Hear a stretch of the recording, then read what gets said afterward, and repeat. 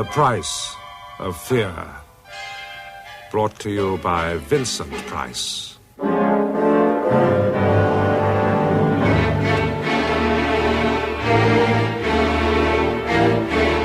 My little story for this week I want to call Come As You Are.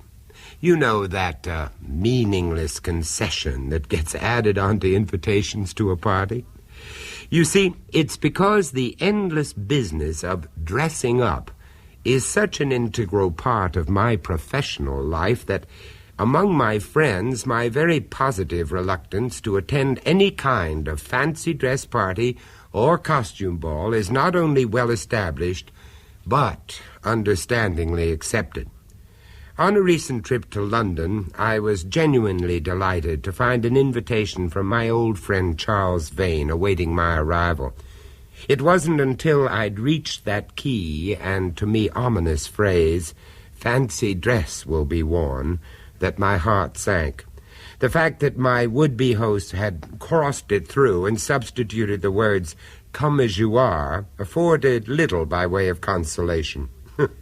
There can be few experiences so desultory as to find oneself sober-suited in the midst of a determined company of let's pretend Casanovas, paunchy Tarzans, and moth-eaten King Kongs.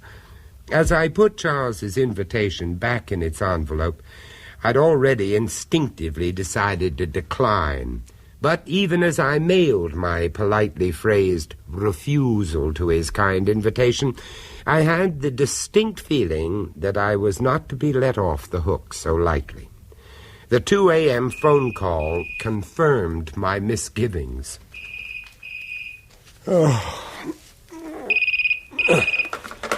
Hello. Vincent, it's damn well not good enough, do you hear? What? Oh, I'm sorry. Who is that? It's not only not good enough, I'm damn well not going to take no for an answer. Charles. Oh, Charles, is that you? Surprise, surprise. Of course it's Charles. If Mohammed won't go to the mountain needs must. Anyway, who the hell else did you expect it to be? Well, believe it or not, old thing, there are alternatives. Parents, relatives, friends, acquaintances. Oh, you'd be surprised. Oh, would I? Well, I just hope you're not in the habit of treating them in the same shoddy fashion, that's all. Charles, delighted as I am to hear from you. You know it is the middle of the night. Wrong again, Vincent. The early hours of the morning. But what's that got to do with anything? Nothing at all, except that we mere mortals do rather count on a certain quota of sleep. Mere mortals bore me. Oh, yes, it slipped my mind. Please forgive the lapse. I'm forgiving you damn all. Are you still there? Still here? It's on account of that damn stupid fancy dress bit, isn't it? So why do you think I changed it to come as you are in the first place? Out of the question. The intimacies of my sleeping attire must remain a closely guarded secret. Don't be skittish. Anyway, all I hope is you had sufficient sense to keep the damn thing. The invitation? Yes, of course the invitation is what you're keeping me from my beauty sleep about. I'm keeping you? Yes, well, on the back you'll find a simple set of directions for getting here. A child of 5 could manage it. I've marked the Priory with a damn big cross in the top right-hand corner. The Priory? The house, my house. You will love it. Oh, yes, I'm sure I would, Charles. But as a matter of fact, I have another appointment. A scriptwriter friend of mine is coming... To hell with all scribblers, I shall expect you at 8. But, Charles, I honestly don't see how I can... Will you let me get some sleep, damn you? Charles, are you there? Charles? Charles? Oh, blast. Put to the test, Charles's simple set of directions might well have been comprehensible to a 5-year-old child, but not having one of them with me in the passenger seat, I spent hours exploring the same piece of countryside in ever-decreasing circles. I was just on the point of returning to London when I spotted the entrance to his drive, and within minutes I was standing in the hall of one of the most remarkably beautiful houses it has ever been my pleasure to enter. The party was obviously in full swing.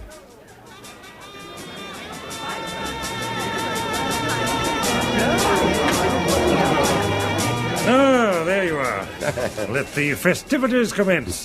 Vincent, you're late, damn it. Oh, Charles, how good to see you. I've been ringing that ridiculous hotel of yours for the best part of the evening. What? Thought you'd gone and funked out at the last minute. Oh, I am sorry about that. Your directions weren't as explicit as you cracked them up to be. Huh? As a matter of fact, as a cartographer, your talents seem to be singularly lacking. Nonsense. If Columbus had had me aboard, he'd have found the New World one hell of a lot sooner than he did. Anyway, seeing as how you finally made it, come along into the library. All right. We'll fortify ourselves with a brandy or three before I introduce you to the somewhat dubious delights of the snake pit. All right. There you go, then. What? Oh, I am sorry. Thank you. Yeah, you're miles away. Yes, I'm just taking it all in. The house, yeah, impressive, isn't it? Beautiful, Charles. Cost me a pretty packet, I can tell you. Really beautiful. Point taken. Yeah, you're quite right, of course. The heathen financier in me. Always been under the impression they amounted to much the same thing. Anyway, here's to it. And to your health and to your house. Tell me about it. The Priory? Well, don't expect me to go into the full historic bit. But for all that, mentioned in the Doomsday, one of the gems of early English monastic architecture, you know the kind of thing. Well, I'm more than prepared to believe it. Yeah, the domestic conversions came later, but it's still pretty exceptional. Anyway, I first fell in love with the place about 5 years back when I was a guest here at a party. Oh? A rather bizarre junket given by the wife of the then owner. Oh, I see. Well, I think she realized I rather coveted the place from the word go. And last season we met up again in the south of France. She told me her lifestyle had changed somewhat since our last meeting, and judging by the bevy of young Apollos she had in tow, I was more than prepared to believe it. Well, I eventually got round to the house, and she said that providing the figure was right, the place was mine for the asking. Well, it obviously was, then. Let's just say the contract was concluded to the mutual satisfaction of both parties, shall we? You're the same old Charles. So, here we are. 9 months later, and it's housewarming night on the old corral. Oh, thank you. Are you, thinking of settling here? Nothing shorter. Oh, you look skeptical. Oh, yes, I'm sorry. My eye. Well, you do have something of a reputation to live down, you know. Well, you must give me 5 marks for effort, at the very least. I've already got so far as settling into the place, even acquired a genuine English butler and a stable of splendid hunters. Yeah, every reason to be proud of my new country gentleman image, don't you think? Well, all you need now is a genuine English rose to complete the picture. I'm working on it. You being serious? I am. The question is she? Oh, am I to meet her tonight? Oh, my dear fellow, here tonight, her blue-blooded parents would have 40 blue-blooded fits. Oh, then this is something of a last fling. Let's just settle for the last but one, shall we? All right, if you prefer. I most certainly do. Right, let's be having you then. My lords, ladies and gentlemen, welcome to the snake pit. My original misgivings about accepting Charles's invitation proved well justified. Along with the disguises I'd anticipated, in a matter of minutes I'd been introduced to a somewhat bibulous archbishop, an emaciated Theda Barra on the decline, and the oldest bunny girl in the business. Charles's come-as-you-are concession proved a somewhat dubious advantage. My conventional business suit seemed to generate the same degree of cool hostility as if I'd elected to wear it at a convention of nudists. It was with a very positive feeling of relief that I eventually escaped the throng and sought out some corner strategically removed from the general merrymaking. The minstrel's gallery seemed perfect.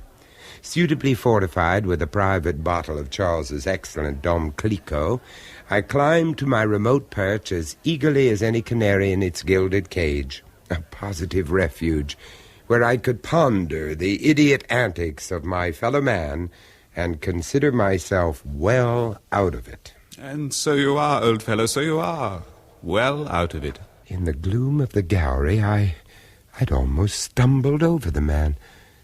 I managed a rather startled apology, but even when my eyes had grown accustomed to the darkness, the details of his physical appearance remained extremely vague, The quality of his voice, the spare, angular outline of the silhouette he presented, suggested someone of middle age, but then he could just as well have been a great deal older.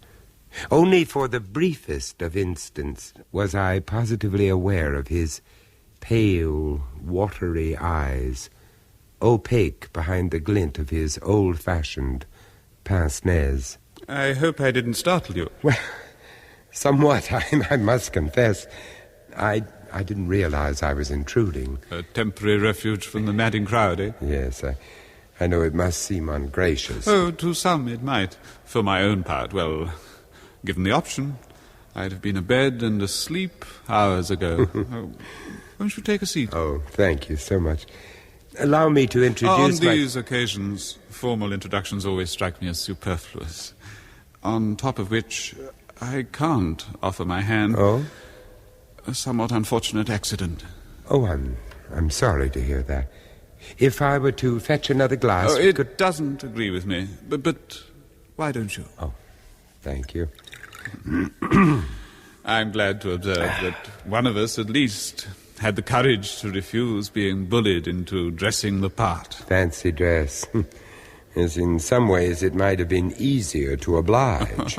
The proverbial sore thumb, eh? Yes. In my own case, well, there was little option.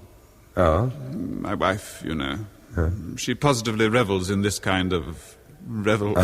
But possibly you've already observed her. Titania in all her glory. Oh, yes. Yes, as a matter of fact, I have. It would be difficult not to. Well, extremely effective. Ridiculously pathetic. What? I can think of few sights so ludicrously tragic as a middle-aged siren aping the appearance and manners of a young girl half her age. Do I embarrass you? Well, Oh, you must forgive me, but her penchant for youth is so notorious, I now feel little reluctance to talk about it. Her companion this evening, for instance. Oh, you mean the young man in the costume You of have Harlequin? him. Yeah. Though the appurtenances of a gigolo might have been more appropriate. Oh? Her darling boy of the moment, Luigi del Potrello.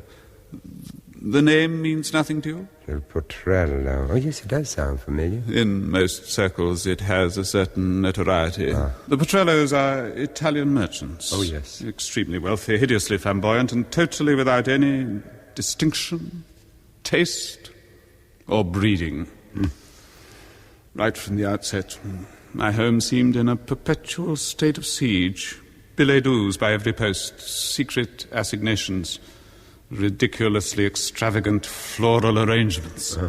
And then the ultimate indignity of having the scoundrel pay court under my very roof.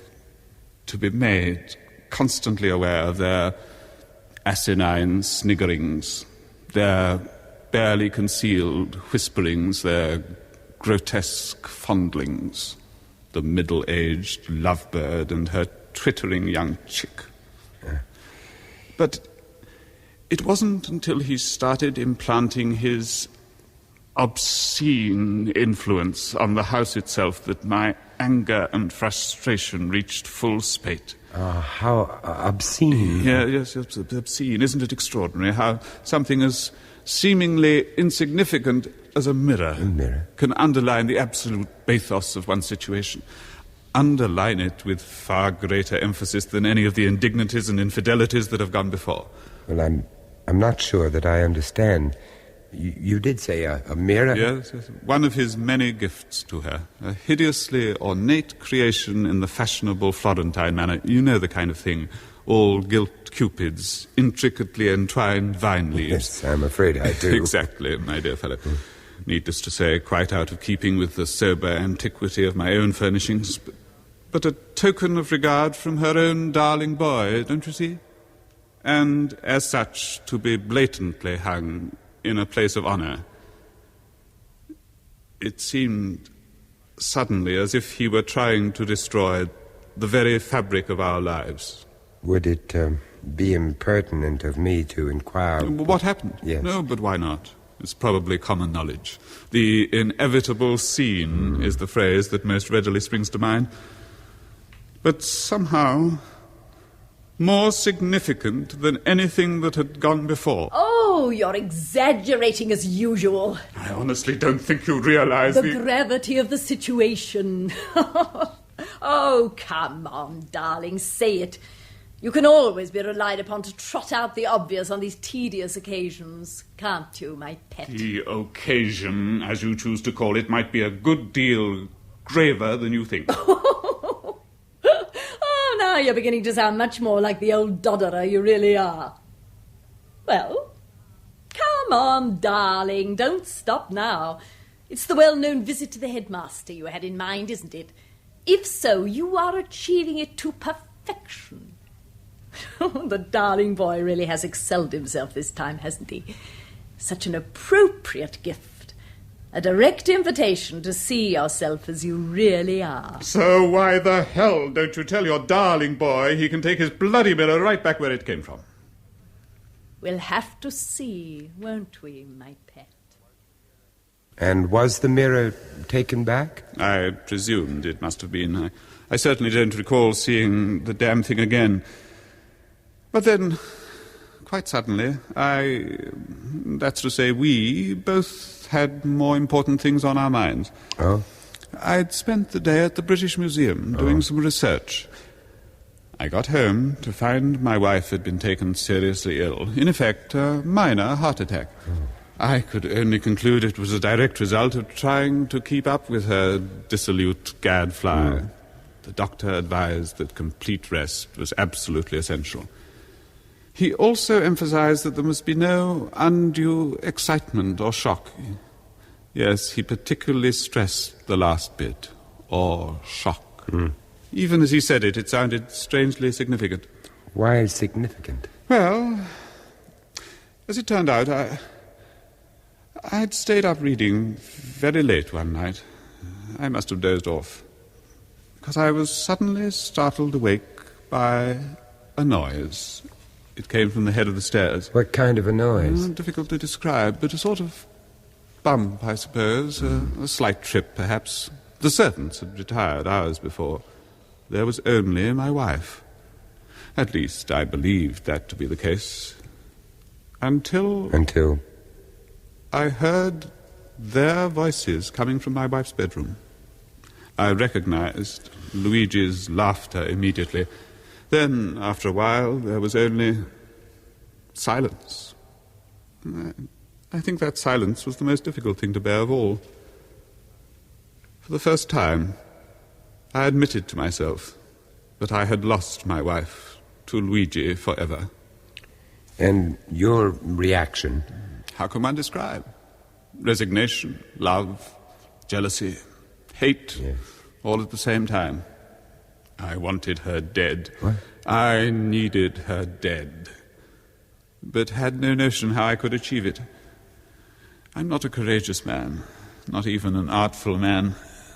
I returned to the study, and there I saw something that seemed to suggest the perfect solution. Yes, go on. Shortly before her illness, I'd drawn my wife's attention to a book dealing with the medieval history of the house. Yes. Well, needless to say, she discarded it halfway through, but there was one particular section that not only claimed her interest, but held it in a state of shocked disbelief I'd never witnessed before. It concerned a ghost. A ghost? Most historic homes seem to lay claim to one. Knowing my wife's somewhat nervous disposition, I'd previously kept ours something of a closely guarded secret. But now, no undue excitement or shock was what the doctor had said. There and then, I determined my ghostly inhabitant should serve his turn. Well, what kind of a ghost? The ghost of a Franciscan friar. The costume wasn't too difficult to improvise. A burnous, one of those Arab night-dress affairs, complete with hood, served my purpose to perfection. I put it on, lit a candle, left my study.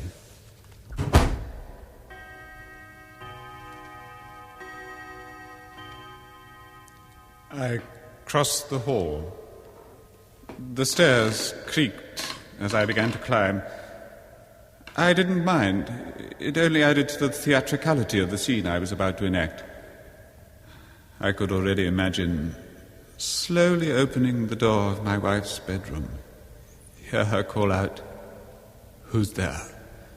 See the expression on her face as she watched in terror the spectre of the Franciscan friar loom towards her. Perhaps one brief, terrified scream.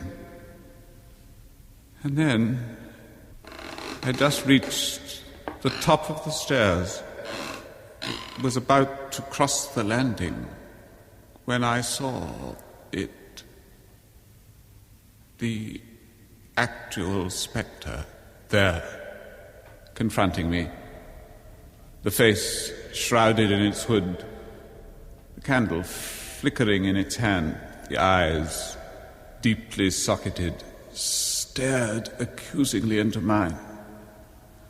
For a long moment there was only disbelief at what I saw, and then panic. I tried to move, but couldn't.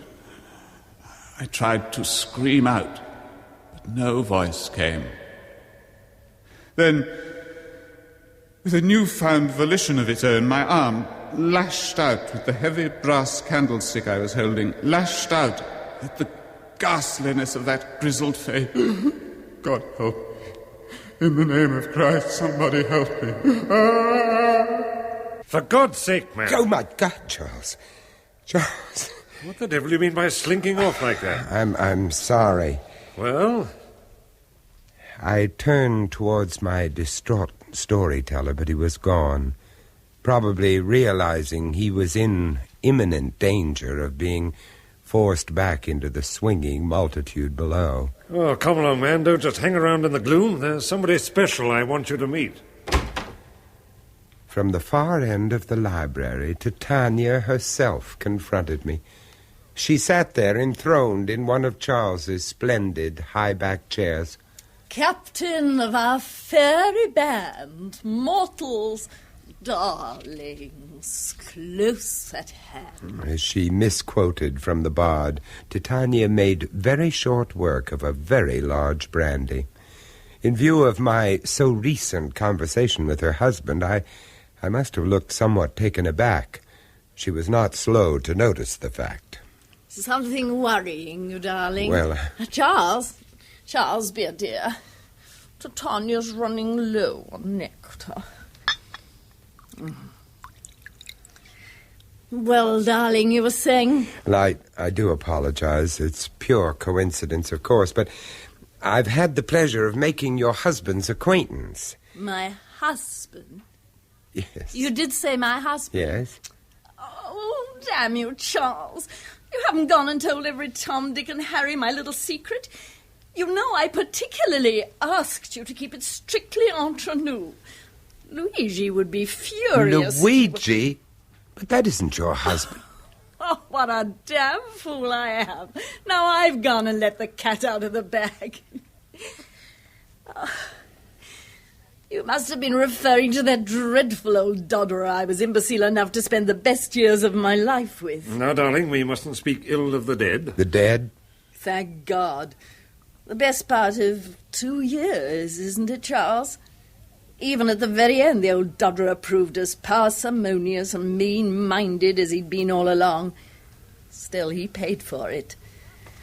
One of the few comforting things in life is that one can always depend on getting exactly what one deserves. Or deserving exactly what one gets. Oh, Charles, darling, you are being cynical.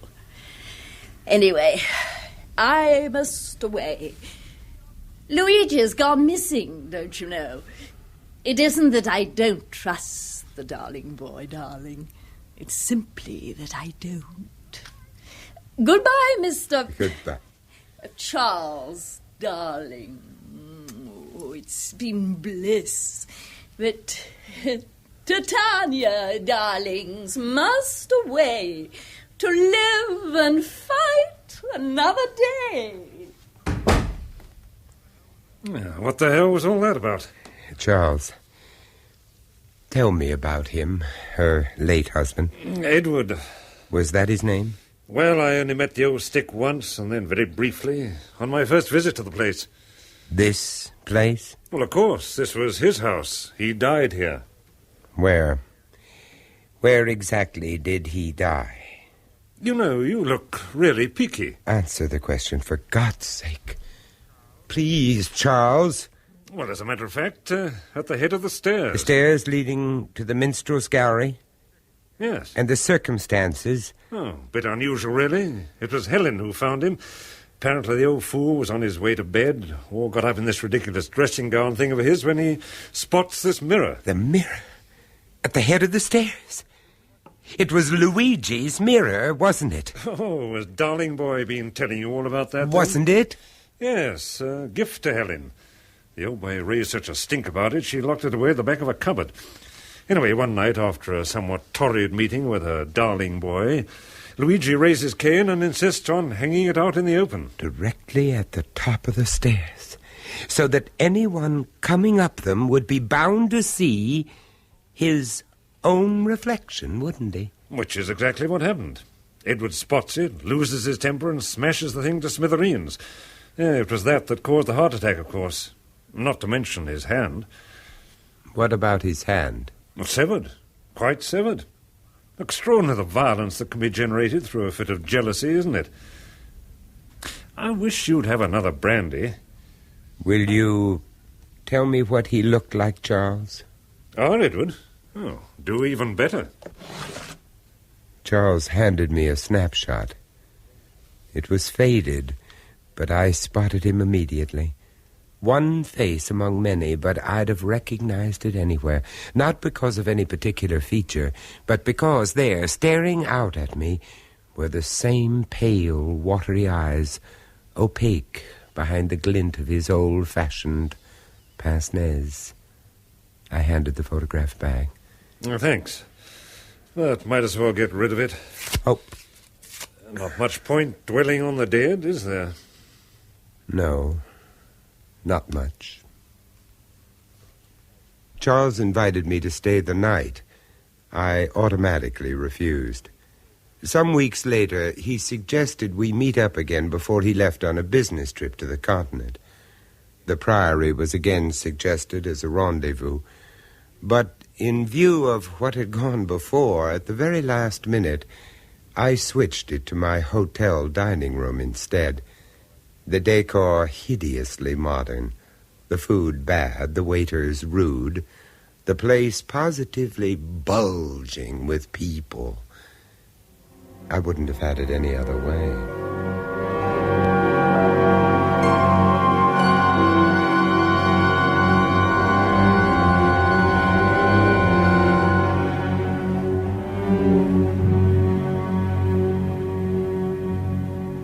That was Vincent Price, bringing you The Price of Fear.